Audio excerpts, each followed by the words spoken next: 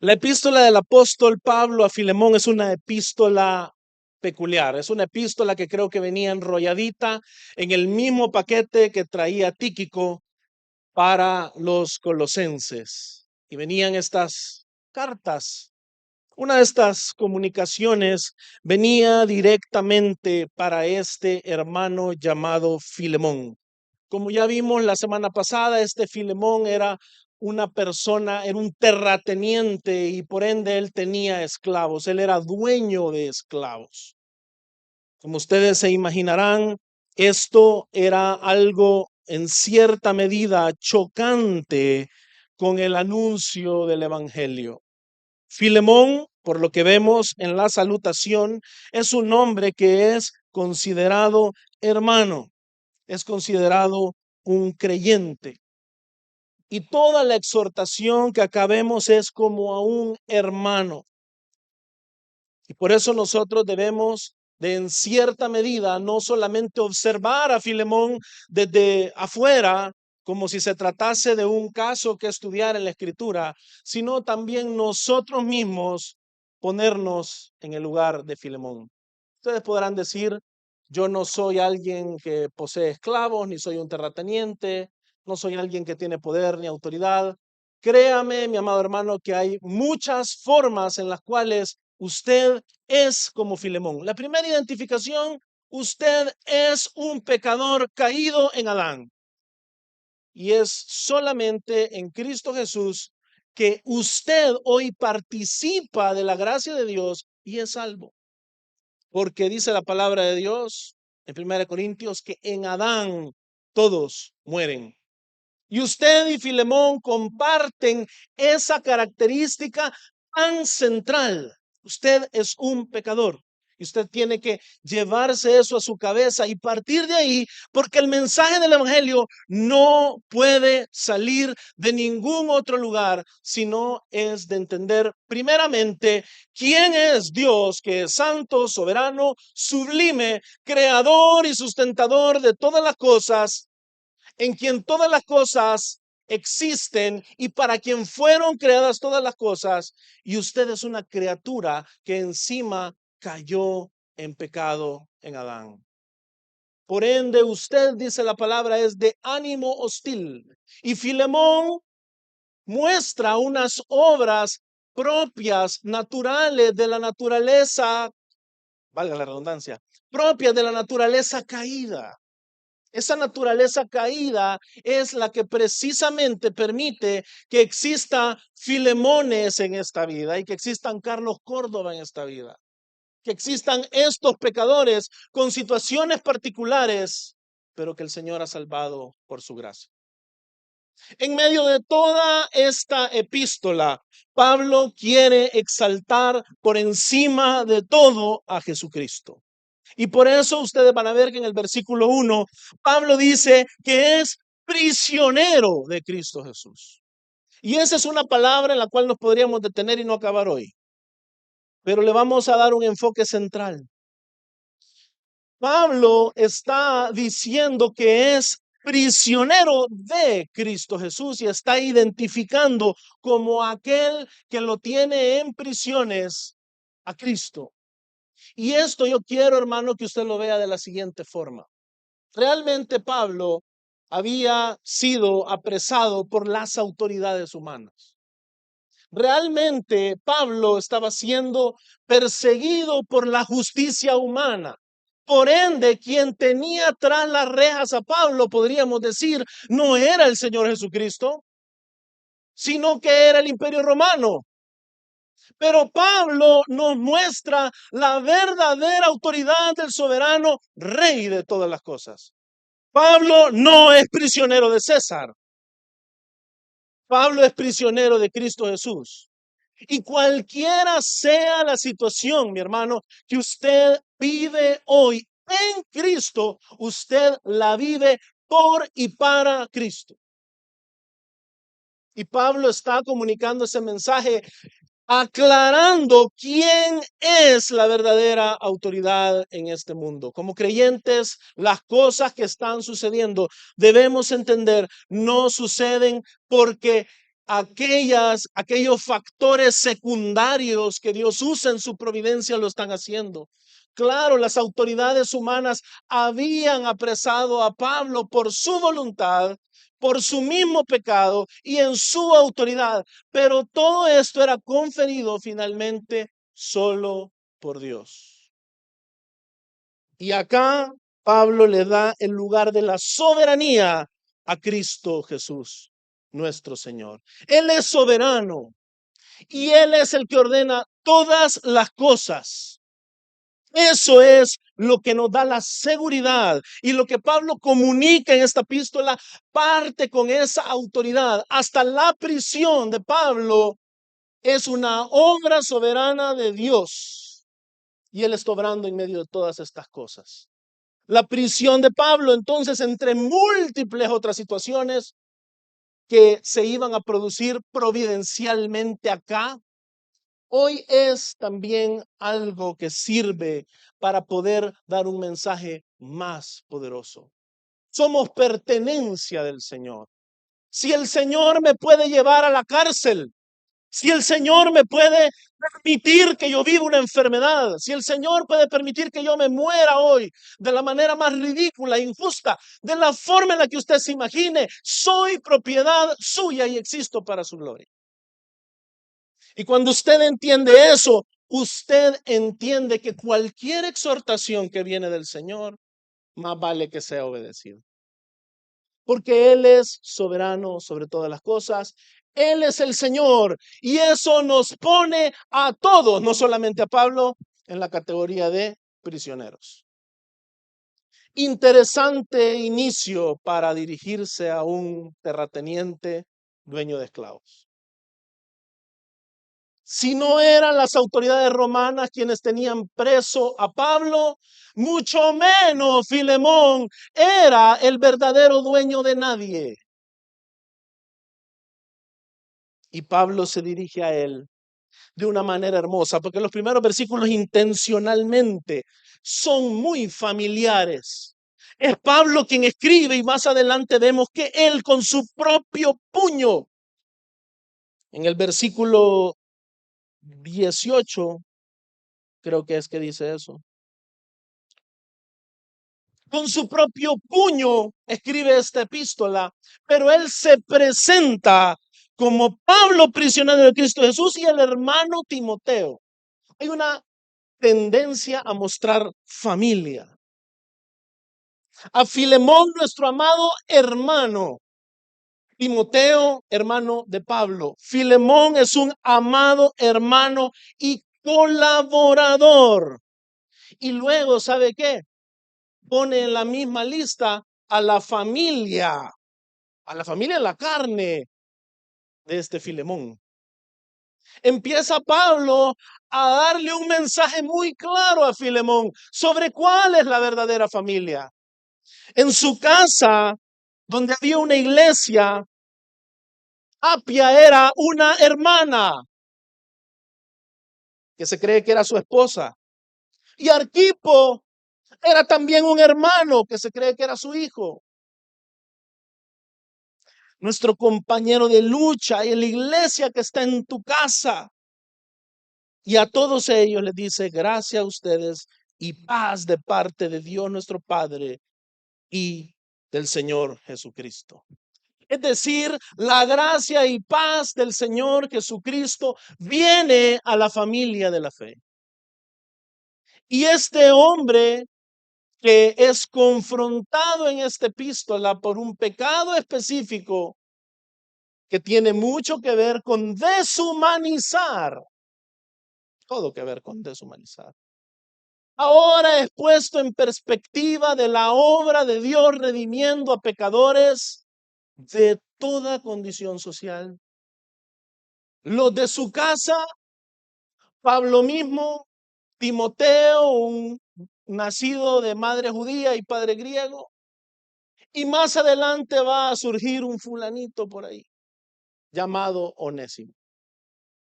No nos vamos a adelantar porque si no, no paramos hoy. Pero ese es el escenario, mi hermano, en el cual este mensaje es entregado. Pablo se asegura de hacerle ver la soberanía de Dios a Filemón. Él no es Señor, ni siquiera César es Señor, ninguna autoridad en esta tierra es Señor. Cristo Jesús, el Señor suyo, mío y de Él, es el verdadero Señor, y hoy nosotros somos hermanos. Filemón entonces comienza desarmado aquí. Le quitaron, si tenía la pistola, se la quitó, le quitó aquí andaba un cuchillo, lo desarmó. Ok, partimos planos, somos hermanos. Pero fíjese usted lo que comienza diciendo el texto que estamos estudiando hoy.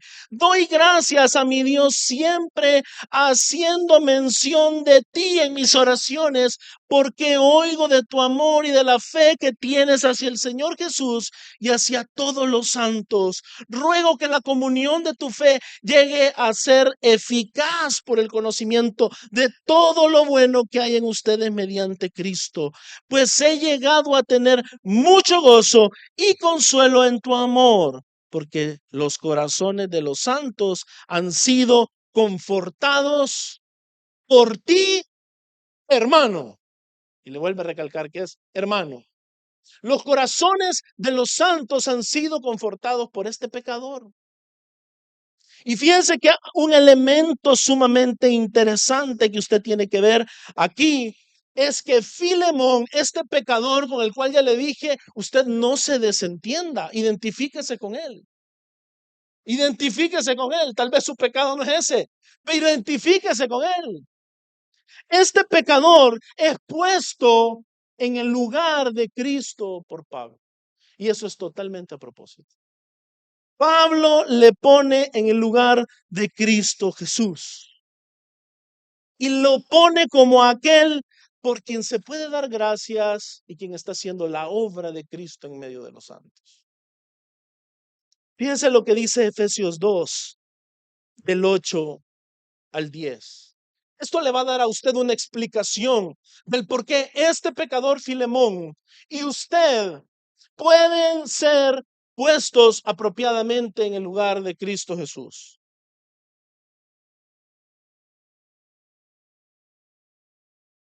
Efesios 2, del 8 al 10, dice, porque por gracia, ¿me entienden? Aquí el pecado de Filemón no es lo suficientemente grande como para no ser perdonado por la gracia de nuestro Salvador Jesucristo. Por gracia ustedes han sido salvados, por medio de la fe. Y esto no procede de ustedes, sino que es don de Dios, no por obras para que nadie se gloríe. ¿Cuáles eran las obras de Filemón?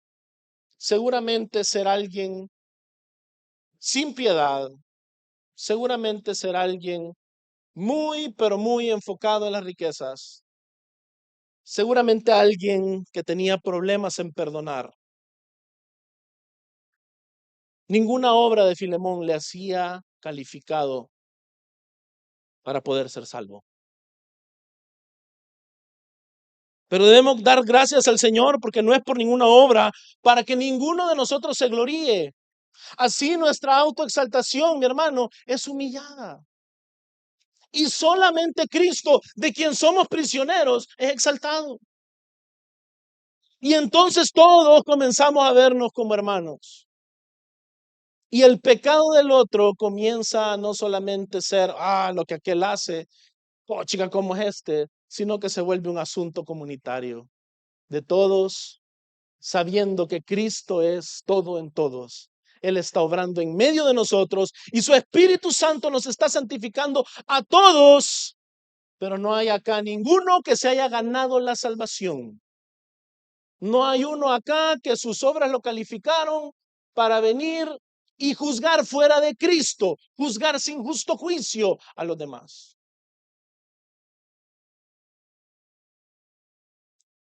Porque somos hechura suya, continúa diciendo el versículo 10. Creados en Cristo Jesús para hacer, ¿qué dice ahí? Buenas obras. Esto empieza a explicar lo que Pablo está diciendo. ¿Cómo es posible que este hombre es alguien por quien se puede dar gracias? ¿Por qué? Porque primero que nada no hubo una obra buena de él que lo calificara, sino que él fue hechura ¿de quién? De Cristo. La esperanza en usted, mi hermano, en que usted funcione como un creyente, que usted pueda dar fruto y que el mundo lo pueda ver, no son sus obras podridas. Es el origen de la creación. Dios habló y trajo existencia a la creación. Él es el que anuncia el final desde el principio, dice Isaías. Y de esa misma manera lo creó a usted. Él habló y usted fue creado. La palabra de verdad vino y usted fue creado. El verbo se hizo carne y usted fue salvo. Esa es la única manera en la cual usted participa de las buenas obras. Porque la verdadera buena obra, la obra que puede ser llamada buena, nos enseña la creación, ¿es la de quién? Es la de Dios. Él es el que ve que las cosas son buenas y el que al final de su creación, Él dice que era muy bueno. Por ende, Él es el autor de toda buena obra. Somos hechura suya, creados en Cristo Jesús para hacer buenas obras, las cuales Dios preparó de antemano para que anduviéramos en ellas. Somos hechura del Señor. Esa es nuestra esperanza. Y esa era la esperanza de Filemón. Y eso es lo que había hecho que este Filemón, el cual yo le quiero contar un poquito, esta epístola ha sido incluso objeto de un montón de ataques en la historia reciente por el tema de la emancipación. Está acá Pablo condonando el pecado de la esclavitud. Está acá Pablo siendo suave con un gravísimo pecado. Muchas veces esa es la pregunta que se ha hecho en los últimos 2 o 3 siglos. La realidad de las cosas es que nosotros vamos a ver la obra poderosa del Señor, de la luz haciendo retroceder a las tinieblas, de la nueva creación trayendo de muerte a vida. Esta no es una epístola condonando ni permitiendo la esclavitud. Para que usted entienda, la esclavitud en estos tiempos era algo endémico, era totalmente imposible de erradicar. Si usted intentaba abolir la esclavitud en tiempos del Imperio Romano, usted tenía que abolir la sociedad. No se trata entonces de que este fuese un tema en el cual Pablo estuviese bajando el tono. Más bien Pablo estaba trayendo el anuncio del evangelio, que es un anuncio de una nueva creación. Entonces, aquello que había podrido la sociedad, que es el pecado, porque usted se puede poner a buscar 1000 razones sociológicas. Siempre al final va a ir a dar al pecado, mi hermano.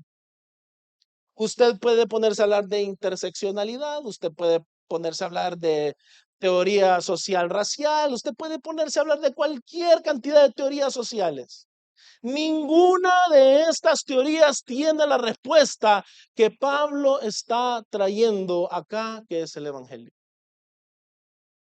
Y una sociedad tan podrida es una sociedad que debe de ser penetrada por el Evangelio, y luego el Evangelio, al producir nuevos corazones y nuevas criaturas, rechaza automáticamente el pecado, porque fuimos creados en Cristo Jesús para andar en las obras que Él preparó para que anduviésemos en ellas de antemano. El pecado retrocede de forma natural ante la obra de Dios. Por ende, no, esta carta es una carta destructiva para el pecado de la esclavitud. Filemón, este hombre poseedor de esclavos, es colocado en el lugar de Cristo. Y déjeme explicarle por qué. El versículo 4 dice: doy gracias a mi Dios siempre, haciendo mención de ti en mis oraciones. Pablo está dando gracias por un hombre. Está dando gracias por un pecador.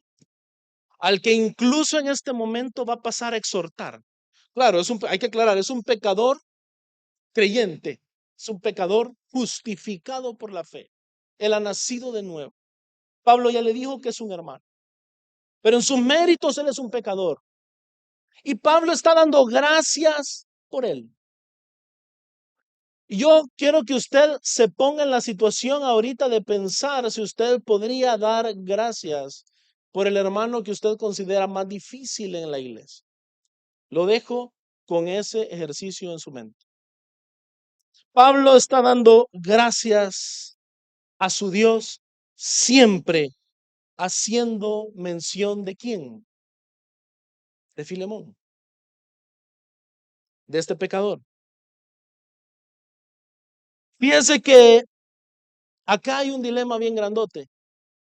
El verdadero agradecimiento de todo creyente, mi hermano, debe de ser, antes que nada, ¿sabe por quién? Por Jesucristo. Y entonces la pregunta es, ¿por qué Pablo le está dando gracias a Dios por Filemón?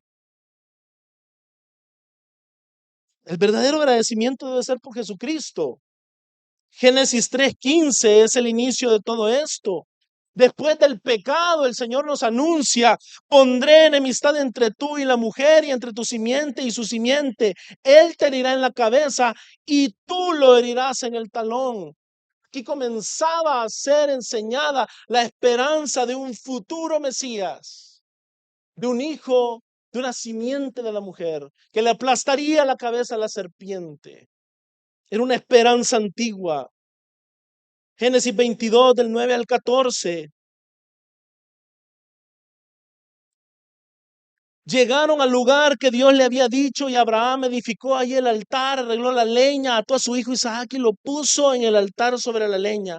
Entonces Abraham extendió su mano y tomó el cuchillo para sacrificar a su hijo. Pero el ángel del Señor lo llamó desde el cielo y dijo: Abraham, Abraham. Y él respondió: aquí estoy. Y el ángel dijo: no extiendas tu mano contra el muchacho ni le hagas nada, porque ahora sé que temes a Dios, ya que no me has rehusado tu hijo, tu único. Entonces Abraham alzó los ojos y miró, y vio un carnero detrás de él, trabado por los cuernos en un matorral. Abraham fue, tomó el carnero y lo ofreció en holocausto en lugar de su hijo. Y Abraham llamó a aquel lugar con el nombre de El Señor proveerá. Como se dice hasta hoy, en el monte del Señor se proveerá. Imagínense qué esperanza. Ese carnero era tan solo una tipología, un símbolo de lo que habría de venir. Que realmente el hijo de Abraham no debía de morir, su hijo, su único, no debía de morir, porque quien iba a clavar en una cruz a su hijo, su único, era Dios mismo. Y ese final, Abraham llamó a aquel lugar con el nombre del Señor proveerá. Nos marca la esperanza que todos los creyentes desde el Antiguo Testamento tenían en un Mesías Salvador. ¿Se va dando cuenta usted cuál debe de ser el enfoque entonces de todo agradecimiento de un creyente? Porque usted estaba en la posición de Isaac. Usted iba a recibir un impacto letal, justamente. Sin embargo, el Señor ha provisto al Cordero de Dios. Romanos 7:25. Fíjese lo que yo le digo sobre por quién se da gracias.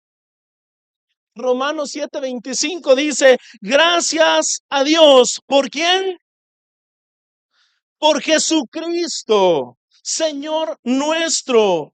Así que yo mismo, por un lado, con la mente sirvo la ley de Dios, pero por el otro, con la carne, a la ley del pecado. Pero Pablo da gracias ¿a quién? A Dios. ¿Por quién? por Jesucristo. Porque en Jesucristo Pablo tiene nueva vida. Todo el anhelo que acabamos de ver en esos dos textos de Génesis, haya una respuesta en Jesucristo. Y Pablo da gracias a Dios por Jesucristo. Primera de Corintios 15:57. Dice, pero a Dios gracias que nos da la victoria por medio de nuestro Señor Jesucristo. ¿De quién depende que usted pueda el día final pararse y estar confiado en su salvación? Solamente del Señor Jesucristo. Y a Él le debemos toda la honra, la gloria y el agradecimiento. Pero ahora, mi hermano, que he hecho esa parábola, hoy lo quiero llevar a usted a la incómoda situación de que Pablo está dando gracias a su Dios. Es la misma figura, haciendo mención de ti en mis oraciones. Es bien fácil decir todas estas cosas acerca de Cristo. ¿Qué tan fácil es decirlo por su hermano? Cualquiera acá podría decir, pues sí, pero es que Jesús murió por mí en la cruz. Solo criticarme, ¿sabe? Solo sacarme del indio, ¿sabe? Es un pedante. Cristo me amó hasta la muerte y muerte de cruz. Dios, a saber si han nacido de nuevo. Pero Pablo le dice, en mis oraciones le doy gracias a Dios por ti. ¿Cómo solucionamos esto? Este dilema. Pablo, ¿por qué no le agradeces por Jesús? No, por Filemón, no. No lo quiero hacer pecar, que no se le ocurra el nombre de ese hermano mejor. Usted sabe lo que estoy hablando. La pregunta ¿es válido entonces esto? Ya vimos que Filemón no era precisamente un angelito. Y leyendo este epístola vamos a ver más confirmaciones. Entonces tampoco que estamos hablando, no, pero es que Filemón, no. Filemón era dueño de esclavos. Y aquí estaba que no perdonaba a uno. Que muy probablemente el problema era que si regresaba lo iba a matar. Lo iba a entregar ante la ley y era pena de muerte. Esa era la situación, hermano. Así que no intente lavar a Filemón para usted librarse de esta prueba que le estoy haciendo. No yo, nos está haciendo la palabra a todos, a mí también. ¿Cómo podemos dar gracias por ese hermano, por esos hermanos? ¿Sabe? Hay un argumento. El agradecimiento a Dios por los creyentes es válido, porque estos son ahora nuevas criaturas en Jesucristo. Y junto con Él son la simiente de la mujer de la que hablaba Génesis 3:15. Si usted no me cree, leamos Romanos 1:8.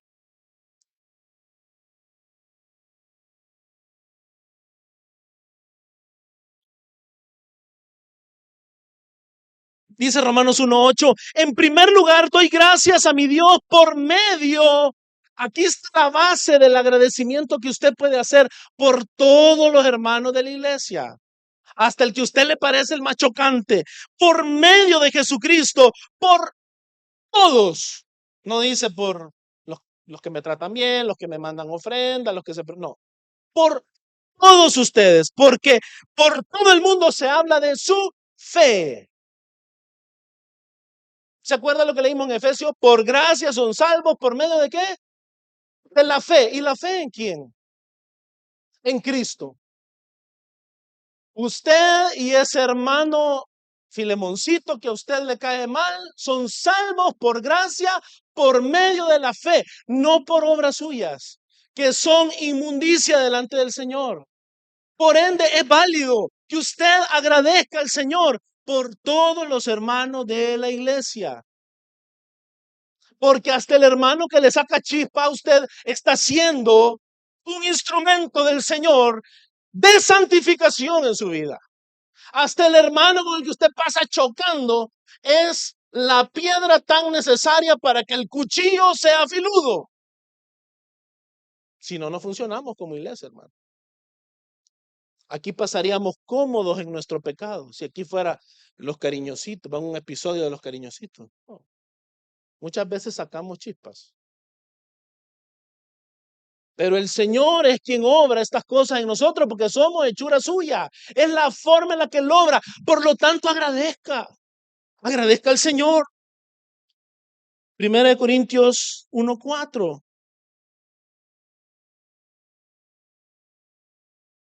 Fíjense otra vez Pablo. Siempre doy gracias a mi Dios por ustedes. Y se acuerdan, hemos estado viendo el domingo, ¿quiénes eran los corintios? En el capítulo 5 nos venimos a dar cuenta que estaban permitiendo un pecado incestuoso en medio de la iglesia de Cristo. ¿Qué le pasa a Pablo? No, no le pasa nada. Entiende el evangelio. Eso le pasa a Pablo. Doy gracias a mi Dios por ustedes, por la gracia. No da gracias porque qué increíbles cristianos son ustedes. No, es la obra de Dios. Por eso damos gracias. Por la gracia de Dios que le fue dada en Cristo Jesús, que luego va a hacer retroceder las obras de maldad. Ese es el agradecimiento. Y yo puedo estar agradecido de esa manera también.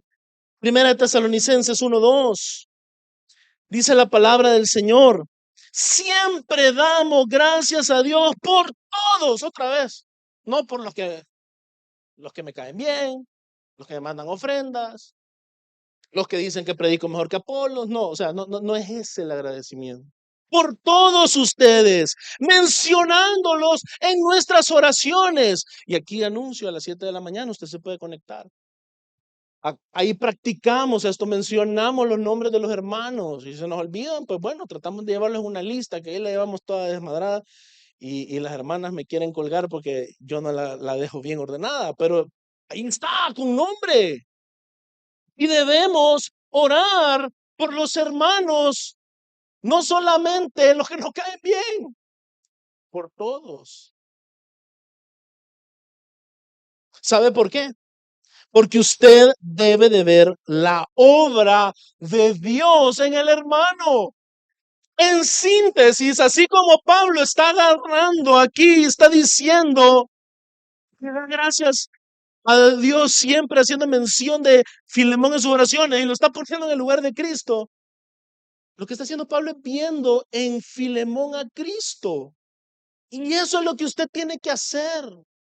Vea a Cristo en su hermano. Ese hermano que usted tiene a la par, el que le cae bien hoy, que tal vez le va a caer mal mañana, el que le cae mal hoy, que tal vez le va a caer bien, no sé. Ese hermano, mire usted en él a Cristo. Mire usted en él al cuerpo de Cristo y entienda que no pueden haber células cancerígenas en el cuerpo. No podemos matarnos unos a otros si estamos en el cuerpo. Véalo a su hermano y vea a Cristo. Es válido que usted diga, le hace falta la glorificación, le hace falta la perfección. Sí, pero vea a Cristo. Porque Pablo nos está dando el ejemplo de cómo en Filemón la obra de Cristo es visible. Y él le da gracias a Dios el Padre, fíjense, por un hijo. Esto con cuidadito porque podría ser herejía.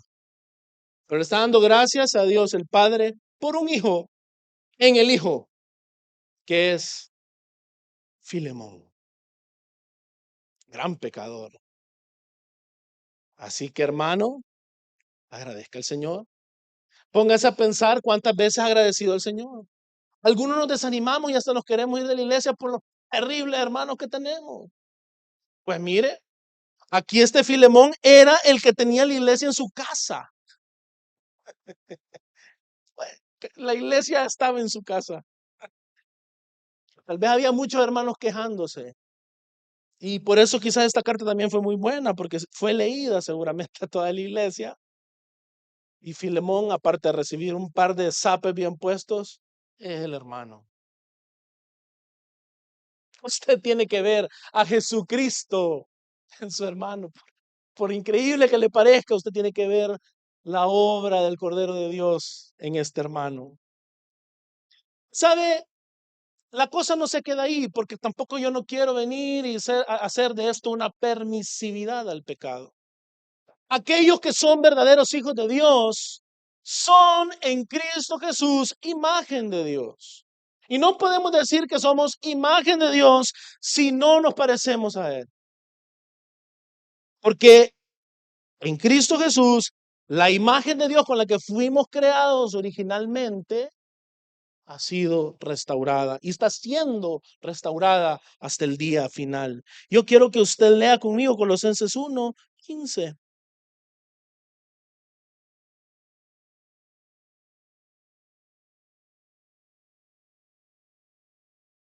Fíjense, Pablo hablando de quién, de Jesucristo. Dice, Él es la imagen del Dios invisible, el primogénito de toda creación.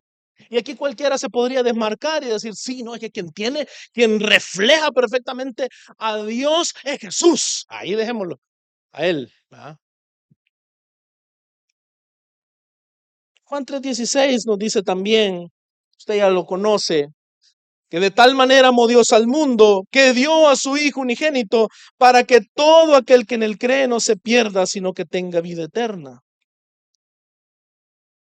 Primera de Juan 3:16, usted también ya lo conoce.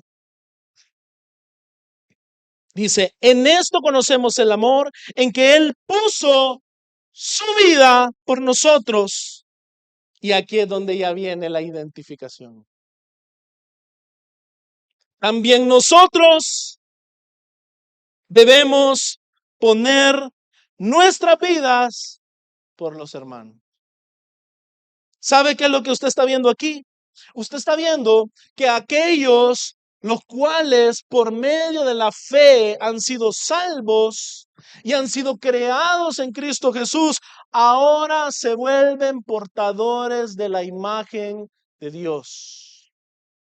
Y así como conocemos el amor en que el Señor puso su vida por nosotros, también nosotros ponemos nuestra vida por los hermanos. Esto implica una gran paciencia. Esto implica un gran morir a usted mismo.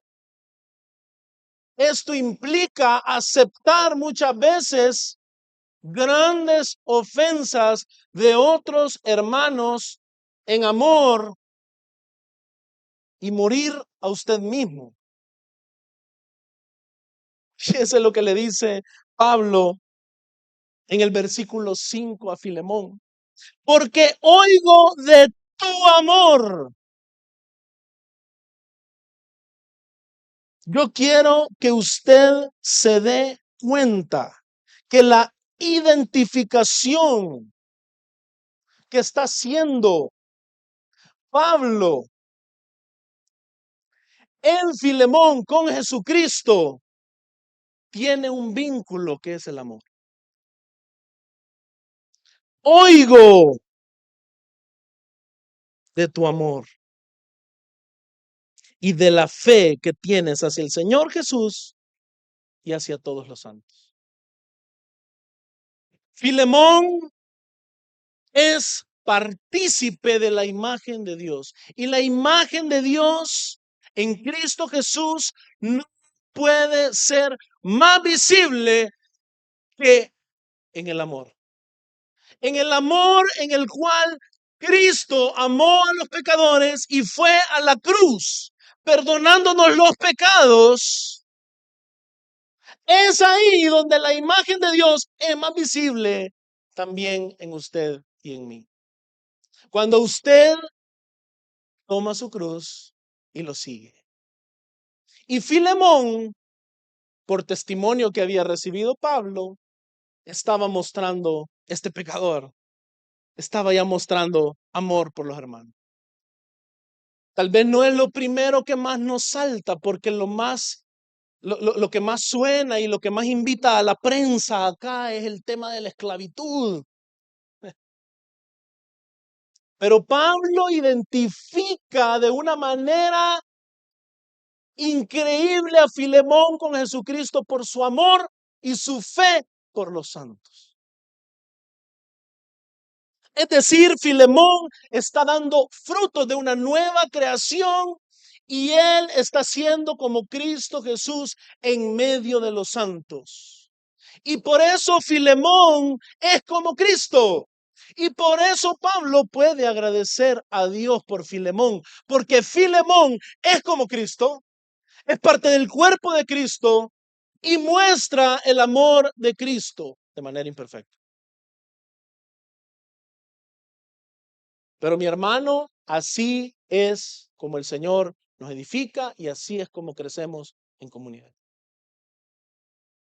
Filemón tenía amor por todos los santos, pero muy probablemente en sus manos un muy amado hermano podía terminar muriendo si es que Filemón no actuaba consistentemente al recibir a este hermano Onésimo. La imagen de Dios es Cristo. Usted debe ser como Cristo. Él muestra su amor en que dio su vida por nosotros. Nosotros debemos dar nuestra vida por los hermanos. Y piense en formas prácticas en las que usted puede hacer eso.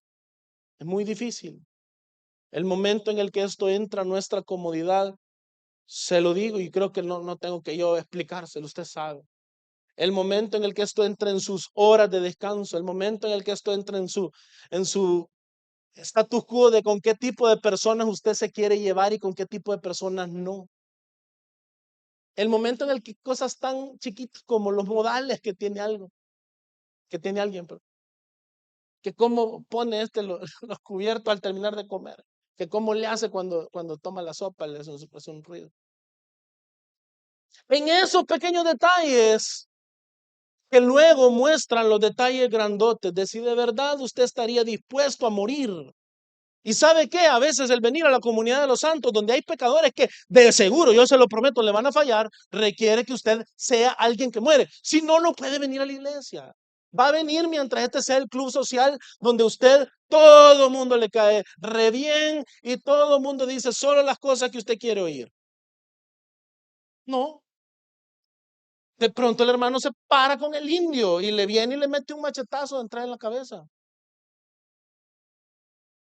No es que vamos a dejar sin exhortación al hermano, pero usted debe morir. Porque si usted es nueva criatura, creado en Cristo Jesús, usted va a ser como Cristo. No es posible que seamos edificados y que crezcamos si no somos como Cristo. Una iglesia por la cual vale la pena dar gracias es una iglesia que se parece a Cristo. Esa es una iglesia por la cual vale la pena dar gracias. Y usted va a dar gracias por el hermano más difícil. Y usted va a decir, Señor, te agradezco, porque en medio de esa prueba y esa dificultad, estoy siendo edificado, estoy siendo moldeado. Mi pecado también está siendo expuesto. Y estoy siendo santificado. Y fíjense lo que dice el versículo 6. Esto es bien importante lo que acabamos de ver, pero esto se tiene que venir al tema de la eficacia. Vidas eficaces. El versículo 6 dice, ruego que en la comunión de tu fe, la comunión, póngale atención a esa palabra, de tu fe, llegue a ser eficaz por el conocimiento de todo lo bueno que hay en ustedes mediante Cristo. La oración de Pablo es que la comunión. Y sabe que esa palabra que se utiliza ahí es muy, pero muy interesante, porque esta palabra es koinonía, que prácticamente significa compartir. Significa una participación mutua. y significa una participación entre iguales. Por ende, lo que Pablo le está diciendo, que cuando le dice ruego que la comunión, es decir, que tu participación entre iguales de su fe llegue a ser eficaz. Este es un mensaje duro para un terrateniente poseedor de esclavos. Para alguien que está acostumbrado a estar arriba y dar órdenes hacia abajo, que le digan que tu coinonía, que tu participación mutua, al mismo nivel, pueda ser eficaz. ¿Cuál es la clave? Por el conocimiento de todo lo bueno que hay en ustedes mediante Cristo. Esa palabra eficaz es del griego energe, que significa efectivo, que produce el resultado debido. Es decir, que funciona.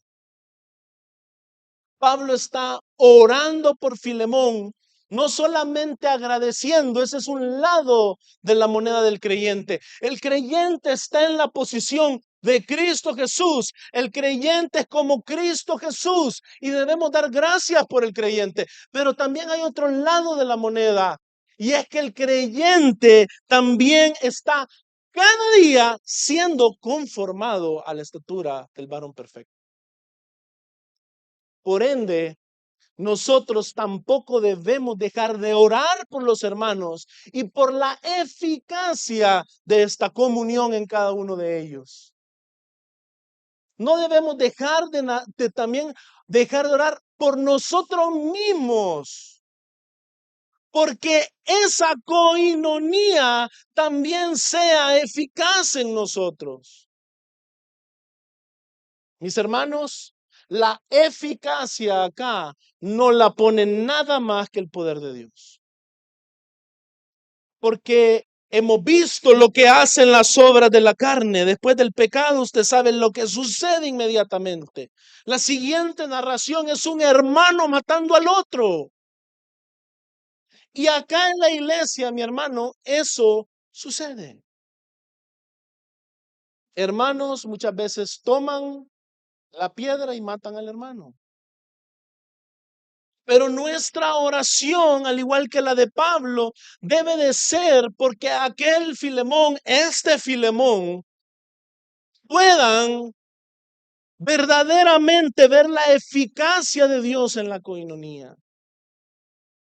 Que no solamente sea el fulano que entra a la iglesia y que dice que cree en Cristo y que se va y hace todo exactamente igual, sino aquel que es partícipe de Cristo, que es el primero entre muchos hermanos, dicen Hebreos, y al ser partícipe de Cristo, todos estos hermanos comienzan a ser como Cristo. Entonces, la eficacia, la energía, por así decirlo, que hay detrás de esto, no nace de ningún poder humano, de ninguna voluntad humana, sino de la obra de Dios. Por eso Pablo acá sigue orando. Debe de haber exhortación, pero debe de haber una gran dependencia de la obra de Dios en el Espíritu. Y esa es nuestra confianza, mi hermano. Usted como creyente en la iglesia de Cristo debe de esforzarse en la comunión. Debe de esforzarse por estar más tiempo con los hermanos, por perdonar a aquel que le ofende. Debe de esforzarse por ayudar a aquel hermano que necesita su ayuda. No como si, ay, ni modo, voy a hacer una buena obra, sino en amor como Cristo nos amó. Debe de hacerlo y todo eso es válido. Pero la eficacia no viene de las obras de la carne. Usted sabe que algo ineficaz es algo que no sirve. A mí me dio una enfermedad en la piel hace un tiempo y yo me empecé a echar un remedio para ácaros, pensando que eran ácaros. ¿Sabe qué es eso? Ineficaz. Lo que yo tenía era un asunto autoinmune. Y yo echándome veneno de ácaros. Imagínense la ineficacia entonces que tienen sus obras muertas fuera de Cristo en medio de la iglesia. La iglesia de Cristo necesita que haya miembros que participan de la coinonía, pero que lo hacen eficazmente. Y eso viene del poder de Dios. Por eso Pablo no solo está exhortando, sino que está rogando al Señor, dependiendo del Señor. Por eso es que la fe cristiana es una fe, porque creemos y confiamos en aquel que por gracia nos da. Y nosotros luego, creados en Cristo Jesús, obramos en aquello que Dios nos ha dado. Sí, usted es responsable, usted es partícipe en todo esto, usted le debe de poner todo el empeño, pero de nada sirve, no hay energón, no hay eficacia en la comunión si usted no está dependiendo del Señor. Si usted no es una persona de oración por usted mismo y por sus hermanos, que el hermano, mira la actitud que tiene, te has hincado a orar por el hermano. De pronto en esa oración vas a salir exhortado vos, llorando de lo pecador que sos. Porque la oración tiene un gran poder. La oración no viene y mueve la mano de Dios, así, sino que lo que hace es que más bien el Señor mueve nuestros corazones y lo alinea a su voluntad. Entonces usted, después de estar hincado, termina con otra idea. Usted le llevaba un recetario al Señor y el Señor se lo cambia. Esa es la oración cristiana. La oración pagana es a un genio de la lámpara. La oración cristiana es una oración expectante de la obra de Dios, entendiendo que el Señor proveerá, así como proveyó aquel carnero, así como proveyó Cristo Jesús, quien usted y yo no lo merecíamos. Rogamos, y Pablo rogaba. Juan 15, del 5 al 8. Fíjense lo importante que es este texto. Dice, yo soy la vid, este es Jesús, ustedes los sarmientos, es decir, los pámpanos, los que salen de la vid, las ramitas donde el fruto nace. El que permanece en mí y yo en él, ese da mucho fruto, porque separados de mí, nada pueden hacer. Y eso es el resumen de la Biblia. Separados de mí, nada pueden hacer. El pecado original es exactamente eso. Separados de mí, nada pueden hacer. Y su pecado actual es eso. Separados de mí, nada pueden hacer. Por ende, la dependencia de Cristo es algo central para que usted y yo seamos fructíferos. Si alguien no permanece en mí, continúa haciendo Jesús, es echado fuera como un sarmiento y se seca. ¿Se da cuenta por qué es importante la eficacia? Si usted no está en la vid, usted se va a secar porque usted es echado fuera. Y lo recogen y lo echan al fuego y se queman. Hay condenación. Si permanecen en mí, continúa diciendo Jesús, y mis palabras permanecen en ustedes, pidan lo que quieran y les será hecho. Uy, ¿cómo es eso? Pidamos lo que nos dé la gana y se nos va a contestar tal cual queremos. No. Habíamos hablado de la oración y habíamos dicho esa oración termina alineándolo a usted. Si usted está en la vid, usted no va a ser incongruente con la vid. Usted va a tener un mismo corazón. Usted va a tener una misma voluntad. Su voluntad va a ser alineada de una manera increíble a la del Señor. Y entonces usted va a pedir con ese corazón nuevo que Dios le ha dado. Y lo que usted quiera va a estar alineado con lo que Dios quiere y le será hecho. En esto he glorificado a mi Padre, en que den mucho fruto y así prueben que son mis discípulos. Por estos discípulos se puede dar gracias. Somos, sí, hechura suya. Somos un trabajo en proceso. Yo creo que todos lo podemos atestiguar. Tenemos un montón de cosas todavía pendientes. Pero mi hermano, usted debe de dar fruto.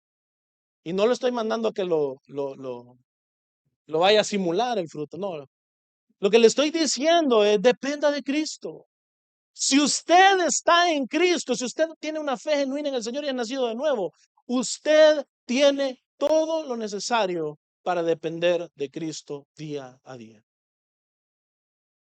Váyase a la palabra, váyase de rodillas en oración, venga y congréguese. Que no, venga, expóngase a estos pecadores y muera como Cristo murió por usted.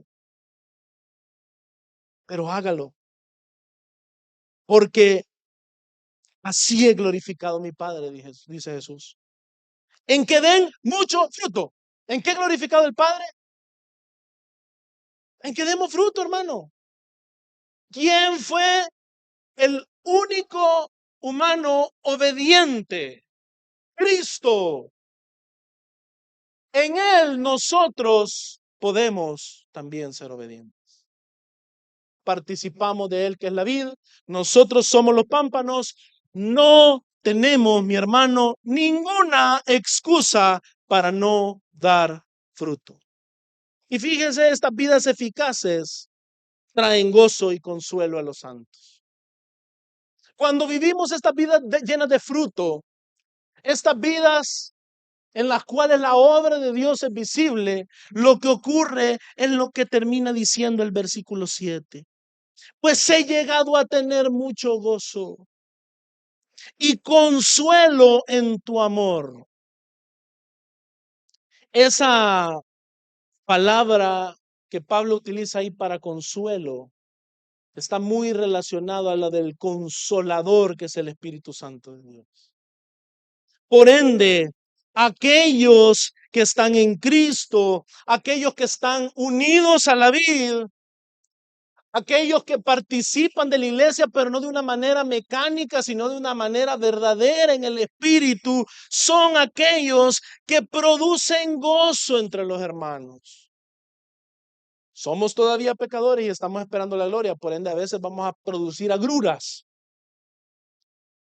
Pero va a haber gozo al final como resultado de la obra de Dios, santificándonos unos a otros, trayendo la verdad en amor unos con otros.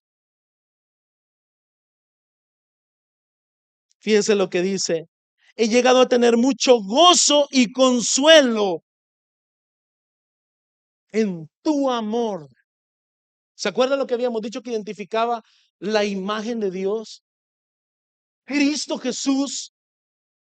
Lo que es más grande hacia nosotros es su amor, que siendo pecadores, Cristo murió por nosotros. Y para Pablo no hay un gozo más grande que deleitarse en el amor de hermanos como Filemón. Porque los corazones de los santos han sido confortados. Más adelante Pablo dice que recree su alma de esa manera, es la misma palabra. Conforta mi alma de esta manera, mi hermano. Los corazones de los santos han sido confortados. ¿Saben por quién? Por ti, le dice. Muchas veces, como creyentes, no queremos llegar al punto de decir, sí, yo tengo un rol, yo juego un rol. Y muchas veces lo escondemos detrás de no, toda la gloria es para Dios. Pero ¿sabe qué? Usted también tiene que ser identificable como alguien por quien particularmente se puede dar gracias. Por alguien por quien particularmente alguien se puede acordar de un hecho suyo que fue fruto de Dios mismo en el Espíritu. Pablo se lo está diciendo a Timoteo. Los hermanos, los corazones de los santos han sido confortados por ti.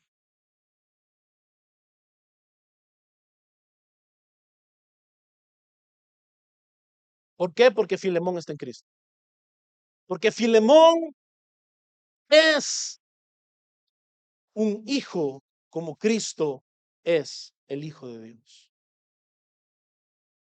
Esto es algo impresionante, porque lo que obtenemos como resultado, y con esto termino, mi hermano, es la obra de Dios siendo exaltada en medio de la vida de la iglesia. Usted dirá, pero ese final me confunde porque le está aparentemente Pablo dando la gloria a Filemón. No. Filemón, partícipe de Cristo, es un portador de la imagen de Dios. Y usted tiene que entender de que Filemón en su participación de Jesucristo hace también lo que Cristo hace. Efesios 5:1 y 2. Dice la palabra de Dios, sean pues imitadores de Dios como que hijos amados, y anden en amor, así como también Cristo los amó y se dio a sí mismo por nosotros, ofrenda y sacrificio a Dios como fragante aroma. ¿Cuál es la indicación entonces? Sean imitadores de Dios. ¿Saben por qué? Porque somos hijos amados. ¿Usted se acuerda qué fue lo que dijo el Padre cuando descendía el Espíritu como una paloma sobre el Hijo? Este es mi Hijo amado. ¿Y quién está diciendo Pablo que es usted y yo? Hijos amados. El Señor se complace entonces en estos hijos amados que pueden imitar a Dios. Usted y yo tenemos el poder del Espíritu Santo para imitar a Dios. Esa es la obra de Dios en nosotros. Cristo es la imagen del Dios invisible y nosotros en Cristo somos imagen de Dios. Imitadores suyos que podemos amar como Él nos amó. El Hijo encarnado, mi hermano, no solamente es la imagen de la segunda persona de la Trinidad. Él es la imagen del Dios invisible. Él es la segunda persona encarnada, sí, pero en Él es visible toda la obra del ser de Dios. Porque Dios, el Padre, envía al Verbo de Dios. Y el Verbo de Dios es quien nos salva y lo hace en el poder del Espíritu. Cristo andaba en la tierra haciendo no su voluntad humana, sino la voluntad del Padre, y lo hacía en el poder del Espíritu. La obra de Dios completa era visible en aquel que es la imagen, que es Cristo. Cristo, el Verbo, aquel coexistente eternamente con Dios, es aquel en quien nosotros hemos sido creados. Y nosotros entonces, mi hermano, hemos sido creados por voluntad del Padre para ser como Cristo por la obra del Espíritu Santo. Igual que el Hijo encarnado, usted debe ser la imagen de todo el ser de Dios. Y yo quiero que usted observe finalmente cómo la obra de Dios es visible en todo este texto. Y con eso vamos a terminar. Pablo comienza diciendo, doy gracias a mi Dios siempre. Cuando Pablo habla, utiliza el término teos, es Dios Padre. Haciendo mención de ti en mis oraciones porque oigo de tu amor y de la fe que tienes hacia el Señor Jesús y hacia todos los santos. Curiosamente, aquí en el lugar de Cristo está Filemón. Ruego que la comunión de tu fe llegue a ser eficaz por el conocimiento de todo lo bueno que hay ustedes mediante de Cristo. Puesto que he llegado a tener mucho gozo, póngale atención, y consuelo. ¿Quién es el consolador? El Espíritu Santo. En tu amor, porque los corazones de los santos han sido confortados por ti, hermano. En Filemón y en la iglesia, la obra del Dios Trino es visible. Dios mismo por medio del Verbo ha comandado que usted y yo seamos nuevas criaturas y la obra del Espíritu es hecha por medio de usted y por mí. La obra de Dios es puesta en acción en la verdadera iglesia. Es una obra eficaz en la comunión. Y nosotros, mi hermano, debemos anhelarlo. Debemos anhelarlo y debemos de vivirlo. Mi hermano, esta es una epístola en la cual Pablo, como única ocasión, no menciona la muerte, resurrección y ascensión de Cristo. ¿Sabe por qué no lo hace?